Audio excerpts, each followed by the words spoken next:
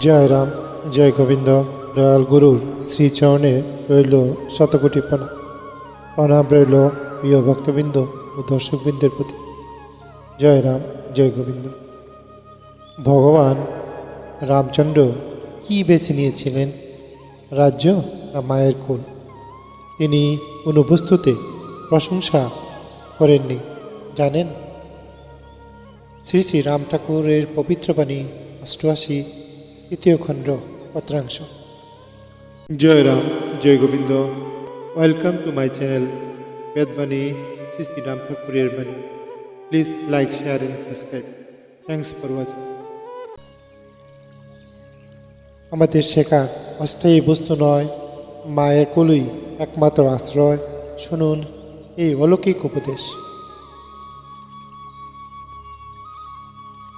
বেদবাণী তৃতীয় খণ্ড রাম ঠাকুরের পত্রাংশ নং 88।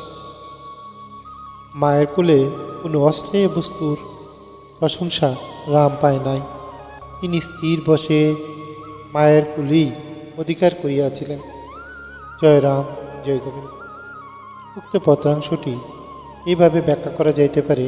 ভুল ত্রুটি মার্জনীয় গুরুভ্রাতা, গুরুভাগিনী এবং সবাইকে প্রণাম জানিয়ে মূল বক্তব্য সহ ব্যাখ্যা করার চেষ্টা করছি। জয় রাম, জয় গোবিন্দ।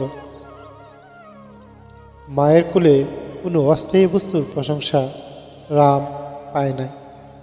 এই বাক্যে ঠাকুর বুঝাতে চেয়েছেন, ভগবান রামচন্দ্র সারা জীবন রাজ্য সামগ্রী বা বস্তুগত প্রাপ্তির প্রতি কোনো আকর্ষণই প্রকাশ করেননি। তিনি জগতের মাইক বা ক্ষণস্থায়ী কিছুতে প্রশংসা করেনি। জয় রাম, জয় গোবিন্দ। তিনি স্থির বসে মায়ের কোলেই অধিকার করিয়াছিলেন। ভগবান রাম স্বয়ং মায়ের কুল, অর্থাৎ চিরন্তন শান্তি, মাতৃভক্তি ও আত্মসমর্পণ, এই পদকেই নিজের আশ্রয় করেছেন। এখানে মায়ের কোল কেবল পার্থিব মা নন, ঈশ্বরীয় আদ্যশক্তির প্রতীক। জয় রাম, জয় গোবিন্দ। এখানে স্পষ্টভাবে নির্দেশ পাওয়া যায়, মুক্তির জন্য, সত্য পথে চলার জন্য আমাদের অস্থায়ী বাসনা বা বস্তুসমূহের প্রতি মোহ ত্যাগ করে মা চরণে স্থির হয়ে বসতে হবে। এখানে রয়েছে পরম শান্তি। জয় রাম, জয় গোবিন্দ।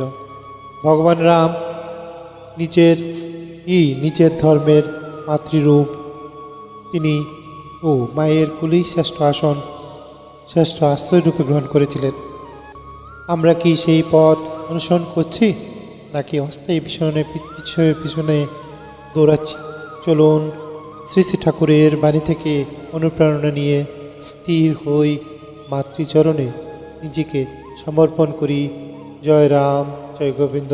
জয় শ্রী শ্রী রাম ঠাকুরের জয়। গুরুভ্রাতা, গুরুভগিনী এবং প্রিয় দর্শকবৃন্দ এবং সবাইকে বিশেষ অনুরোধ করছি, চ্যানেলটি লাইক, শেয়ার ও সাবস্ক্রাইব করার জন্য। আপনাদের মতামত কমেন্টে জানান, তাহলে ভিডিও মান উন্নয়নে যথেষ্ট চেষ্টা করব। জয় রাম, জয় গোবিন্দ। গুরুর কৃপা সবার উপর বর্ষিত হোক, গুরুর আশীর্বাদে জগৎ আলোকিত হোক। সবাই খুব ভালো থাকবেন, খুব ভালো থাকবেন। পরবর্তী ভিডিওতে আবার দেখা হবে। আপনাদের সহযোগিতা ছাড়া চ্যানেলটি এগিয়ে নেওয়া যাচ্ছে না। জয় রাম, জয় গোবিন্দ। জয় রাম, জয় গোবিন্দ। সবাইকে ভিডিওটি দেখার জন্য অসংখ্য ধন্যবাদ। দয়া করে শ্রী শ্রী রাম ঠাকুরের পত্রাংশ বেদবাণী চ্যানেলটি লাইক, শেয়ার ও সাবস্ক্রাইব করার বিশেষ অনুরোধ রইল। সবাই ভালো থাকবেন। পরবর্তী ভিডিওতে আবার দেখা হবে। গুরুর কৃপা আপনার উপর বর্ষিত হোক। জয় রাম, জয় গোবিন্দ।